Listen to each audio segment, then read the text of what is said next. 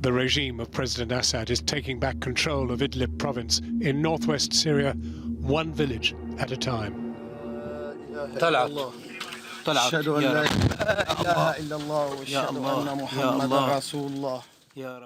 This is how villagers here survive government attacks in what appears to be the deliberate tracking and targeting of civilians.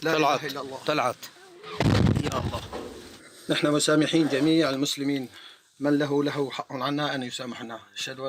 This is Noor, who we've already met, hiding in a basement in the village of Ma'aret Hurmah in November. With him is his friend Ali, who reassures a young boy he'll be fine. But just a few months ago, Ali's brother was killed by an airstrike in the same village.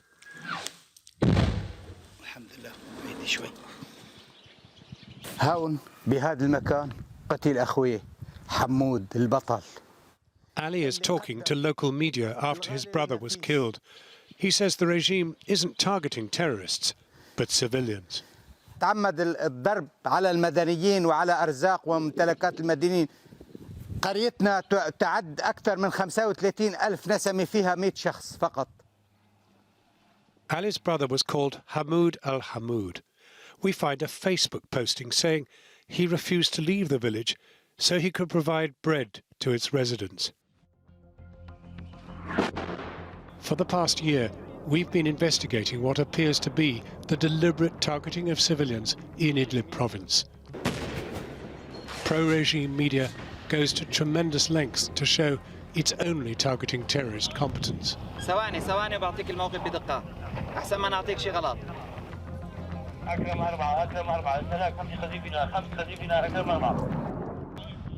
President Assad and his Russian backers have launched an air and ground offensive on rebel-held territory.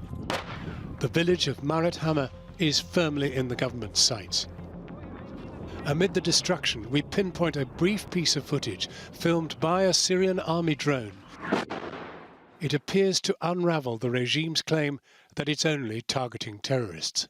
We analyze what looks like an airstrike. By comparing it with satellite images, we trace this exact location to a building in Ma'aret Hurmah.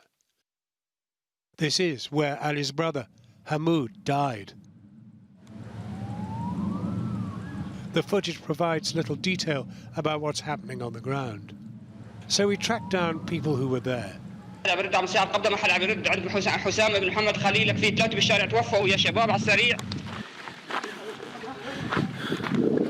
This is the aftermath of that attack, shot by local journalists on the 1st of July. 2 bodies in civilian clothing lay in the street.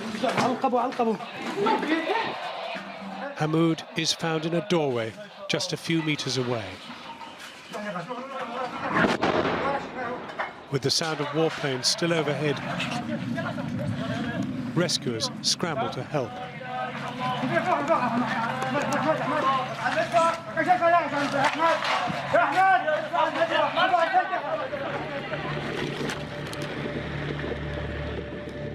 Our team decide to go to Ma'aret Hurmah to track down Ali and to try to find out more about the incident. It's too dangerous to drive cars here, as they're easy to target, so everyone uses motorbikes. The team notice a couple of rebel soldiers, but most of the people they see are civilians.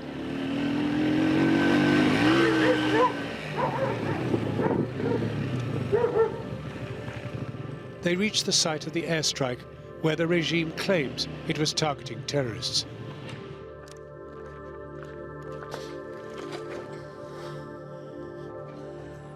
There's no visible evidence of weapons or a terrorist hideout.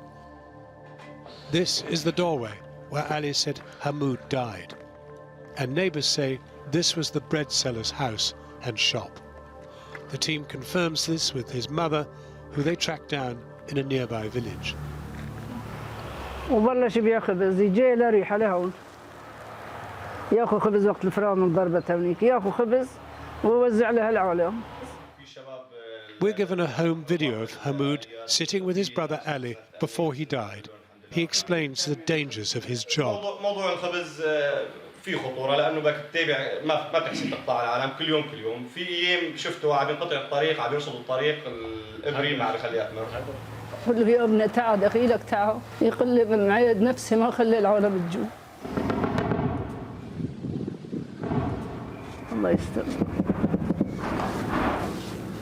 خالتي هلا الحرب بالجو الله يردهن عنا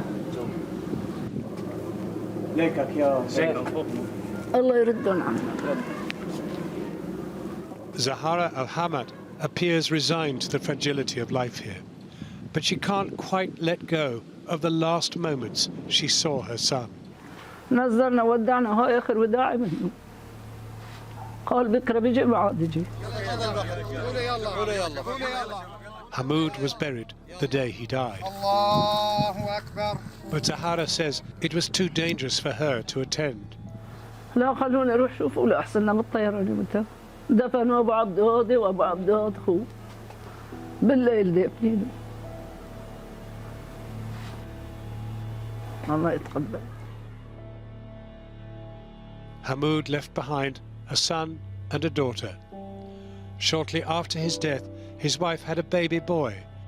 She called him Hamoud in honor of his father. يعني نفس الشيء أقول إذا هو راح أنا أشكرني خليني ألحقه يعني بتمنى إني أروح لعنده أحسن من هالعيش ومن هالتشنجي. The team finally find Ali, who says Hamoud was killed trying to help injured civilians. كان أمام محل ببيع خبز بالسيارة ضربت الطيارة الروسية أول ضربة استشهدوا مدنيين 2 الضربة الثانية اللي طلع بده يسعف فيها المصابين ضربته الطيران الروسي ضربه كان خالص كانت طائرة الاستطلاع على طول تحوم حول المنطقة وترصد حتى شخصين ترصد هونغ كونغ. Hitting the same location twice, a so-called double tap, is a common tactic. But Ali says that in this case, there were 4 strikes. أشو عاملين ناس مدنيين عزل يا الله يا الله وما زال حتى هذه اللحظة مستمر القصف فينا. The interview is cut short. After just 8 minutes, the crew believe they've become a target.